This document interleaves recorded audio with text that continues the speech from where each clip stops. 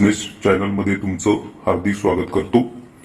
मी एका जागतिक लेवलच्या अतिशय गाजलेल्या आणि सर्वाधिक जगामध्ये खप असलेलं एक पुस्तक रिच डॅड आणि पुअर डॅड या संदर्भामध्ये काही जे विचार आहेत त्यांचे रॉबर्ट कियोसाकीचे ते तुमच्या पुढे मी मांडणार आहे। त्याच्यामध्ये पहिला जो विचार आहे की पैसा आला की गरीब व मध्यमवर्गीय श्रीमंत दिसण्याची गाई करतात। हे सर्वसामान्य 90% लोकांमध्ये आपल्याला अशा प्रकारचे लोक दिसतात। त्याच्यामध्ये नोकरी लागली आणि त्यानंतर पगार सुरू झाला की कर्ज काढून घर घेणं, नवी गाडी खरेदी करणं, दागदागिने घेणं, त्याच्यामध्ये सोने आणि चांदीमध्ये जास्तीत जास्त गरीब आणि मध्यमवर्गीय लोक खर्च करतात। हा विचार मला अतिशय आवडलेला होता, कारण की जेवढे काही मध्यमवर्गीय आहे की नंतर काही 10-15 वर्षानंतर हे आपलं उर्वरित आयुष्य घर घेऊन, गाड्या घेऊन आणि ते कर्ज फेडण्यामध्येच खर्च करण्यामध्ये त्यांचं आयुष्य जाते आणि शेवटी रिटायरमेंट नंतर काहीतरी थोडीशी रक्कम त्यांच्याकडे उरलेली असते।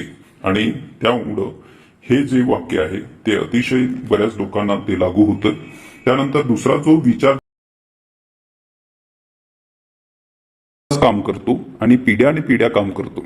इथे रॉबर्ट कियोसाकी म्हणतात की गरीब आणि मध्यमवर्गीय लोक जो आहे तर ते खर्चाला प्राधान्य देतात, ते गुंतवणूक किंवा बचतीला फारच कमी लक्ष देतात किंवा त्यांना आर्थिक साक्षर नसल्यामुळे, पैशाचं नॉलेज नसल्यामुळे, पैसा कसा काम करतो, कसं गुंतवायचं, त्याचं बचत कशी करायची हे नॉलेज नसल्यामुळं ते लोक हे मर्यादित कुठेतरी बँकेत सेव्हिंग करतात आणि ते 3 ते 4% तेवढंच त्यांच्यातून त्यांना रिटर्न मिळत असते। शेअर मार्केटमध्ये आणि कमोडिटी मार्केटमध्ये, इक्विटी मार्केटमध्ये आणि इतर जे बिटकॉइन आहे करन्सी मार्केटमध्ये हे इथं गुंतवत नाही। तर त्यानंतर रिअल इस्टेटमध्ये सुद्धा खूप मोठी आपल्याला बेनिफिट होत असते आणि त्याचं नॉलेज हे फारच कमी प्रमाणामध्ये लोकांमध्ये असतं।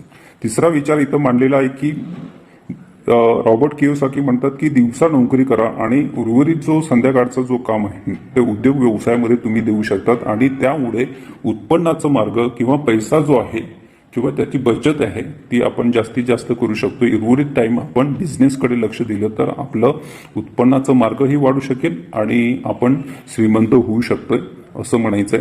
त्यांनी नोकरीवर फारसं महत्व दिलं नाही। नोकरी म्हणजेच काय, एक गुलामगिरी म्हणतात आणि त्याच्यातून मर्यादित उत्पन्न आपण मिळवू शकतोय आणि आपल्या टायमाचं तिथं बंधन असतं आणि त्यामुळं नोकरदार जेवढे लोक आहे ते कधीही श्रीमंत झालेले नाही असं त्यांच्या अभ्यासातून दिसते आणि ते म्हणून ते म्हणतात की सरकारी नोकर म्हणजे आळशी चोरांची टोळी आहे असं हे वाक्य वापरलेलं बऱ्याच अंशी मी त्या वाक्याशी सहमत आहे। पुढचा जो विचार आहे पाचवा त्यांनी सांगितलेला आहे की श्रीमंत लोक हे लोभी आणि लुच्चे आहेत।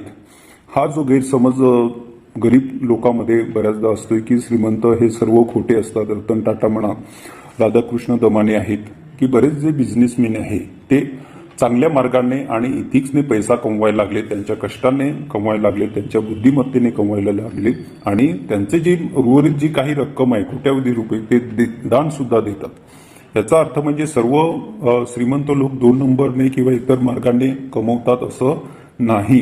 काही चांगले लोक सुद्धा आहे। कोरोनामध्ये बऱ्याच श्रीमंत लोकांनी बरीच हॉस्पिटलला मदत केलेली आहे, लोकांना मदत केलेली आहे, रोजगार दिलेला आहे।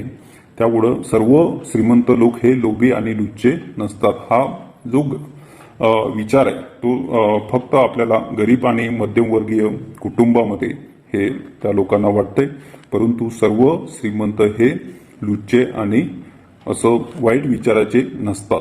पुढचा विचार त्यांनी सांगितलेला आहे की समाजवादी मंडळींना आर्थिक बाबींचं ज्ञान नसतं आणि त्यांची शिक्षा शेवटी ते स्वतः देत असतात। हे जे आहे सामाजिक कार्य हे चांगलं आहे, समाजासाठी आयुष्य समर्पित करणं बरोबर आहे, परंतु त्यांनी उद्योगपतींना जे मालमत्ता तयार करतात, श्रीमंत होतात त्यांना त्यांनी दोष देऊ नये। हे आहे की जे रशियन राज्यक्रांती आहे ती सर्व कामगार, शेतकरी यांनी श्रीमंत व्हावं, यांची संपत्तीमध्ये त्यांचा वाटा असतो असं विचार आपण आतापर्यंत इतिहासमध्ये बघितलेला आहे। परंतु ते विचार समाजवादी विचारांना रिच डॅड आणि पुअर डॅड हे फारसं महत्व देत नाही। त्यानंतर शासनाचं एक धोरण असते की पुढचा विचार कर की श्रीमंताकडून घ्या आणि गरिबांना द्या। हे जे आहे तर भांडवलशाही राष्ट्रामध्ये हा जो विचार आहे हा नसतो की श्रीमंत जे आहे श्रीमंत होत जातात आणि गरीब जे आहेत गरीब होत जातात. हे समाजवादी विचारामध्ये आपण बघितलेलं आहे. परंतु भारतामध्ये जे आहे ते हे वाक्य परिपूर्ण लागू होते की जे उद्योगपती व्यावसायिक आहे श्रीमंत लोक आहेत त्यांच्याकडून टॅक्सच्या रूपाने भरपूर पैसा घेतला जातो आणि तो गरिबांसाठी गरिबांच्या कल्याणासाठी योजनावर जास्तीत जास्त हे पैसा खर्च केला जातोय. इथं रॉबर्ट कियोसाकींना म्हणायचंय की जे पैसे कमवतात मालमत्ता तयार करतात त्यांना ही शिक्षा आहे असं त्यांचं म्हणणं आहे की जे पैसा निर्माण करतात कष्टातून त्यांच्या कल्पनेतून त्यांच्या कौशल्यातून तर त्यांना शिक्षा न देता तर त्यांना प्राईज द्यायला पाहिजे असं रॉबर्ट कियोसाकी म्हणतात. 8वा जो विचार आहे त्यांचा की आर्थिक बुद्ध्यांक हा अनेक कौशल्य उपजत बुद्धी आणि विशेष कौशल्य यांचं एकत्रीकरण आहे. आर्थिक बुद्ध्यांक म्हणजे काय, खर्च कसं करावं, बचत कसं करावं, ओके, गुंतवणूक कशी करावी हे नव्हे तर त्या लोकांमध्ये असलेलं कौशल्य उपजत बुद्धी आणि विशेष कौशल्य यांचं एकत्रीकरण म्हणजे त्यांनी आर्थिक बुद्ध्यांक अशी त्यांनी व्याख्या केलेली आहे. पुढचा जो विचार आहे 9वा, आपल्या प्रत्येकातच धैर्य हुशारी आणि शौर्य हे गुण असतात आणि ते आपल्याला शोधावे लागतात. बऱ्याच लोकांमध्ये हे सर्व गुण असतात परंतु त्याच्याकडे दुर्लक्ष करतात आणि त्यांना ते कदाचित माहीत पण नसतात. आपल्यावर भीतीचा पगडा असला की बुद्धिमत्ता दाबून राहते. म्हणजे सातत्याने आपण न्यूनगंड असेल भीती असेल तर आपली जी बुद्धिमत्ता आहे आपले जे कौशल्य आहे हुशारी आहे ती पुढे येत नाही आणि त्याचा दुष्परिणाम सुद्धा आपल्या आयुष्यामध्ये हा भोगावा लागतोय असं त्याच्यातून ते म्हणायचं आहे. पुढचा जो 10वा विचार आहे, बहुतेक जण पैशाविषयी सुरक्षित खेळतात. मी जोखीम का घेऊ, माझा आर्थिक बुद्ध्यांक वाढवण्यासाठी प्रयत्न का करू, मी अर्थशास्त्र का होऊ असे प्रश्न मलाही विचारले गेले. यावर मी एकच उत्तर देतोय, केवळ निवडण्याचा हक्क असावा म्हणून. बऱ्याच बघा की शेअर मार्केट म्हणजे एक सट्टा आहे, तिथं नुकसानच होतं असं लोकांमध्ये तो गैरसमज आहे. मला वाटते माझा एका वर्षाचा अनुभव असा आहे की शेअर मार्केट हा बुद्धीचा खेळ आहे. जो बुद्धीवर जास्त गुंतवेल तो जास्त रिटर्न मिळवेल, तो त्याला जास्त प्रॉफिट मिळेल आणि जो गुंतवणार नाही तो अभ्यास करणार नाही तर without learn he can not earn. Okay, म्हणून जेवढा तुम्ही लर्न कराल तेवढं तुम्ही अर्न जास्त करणार आणि जास्त नॉलेजवर तुम्ही गुंतवाल कौशल्यावर गुंतवाल तेवढं तुम्ही जास्तीत जास्त पैसा कमवणार आहे, तुम्ही जास्त गुंतवणूक करणार आहे, पैसा तुमच्याकडे जास्त राहणार आहे. म्हणून कौशल्यावर आणि बुद्धीवर गुंतवा असं रॉबर्ट कियोसाकी म्हणतात. 11वा जो विचार आहे, श्रीमंत लोक उत्पादनशील असतात आणि परताव्याची खात्री असलेली जोखीम पत्करतात. हाती पैसा असणारी पण आर्थिकदृष्ट्या पुढे जाऊ न शकणारी असंख्य माणसं आपल्यातही आजूबाजूला असतात.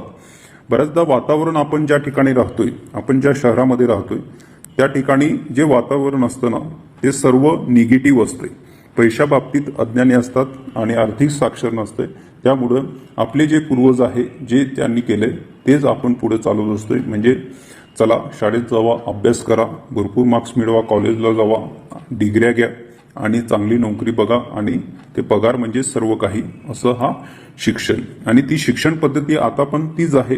आम्ही पण त्या शिक्षण पद्धतीमध्ये त्या वातावरणामध्ये वाढलेलो असल्यामुळे आमची सुद्धा संकल्पना ती होती.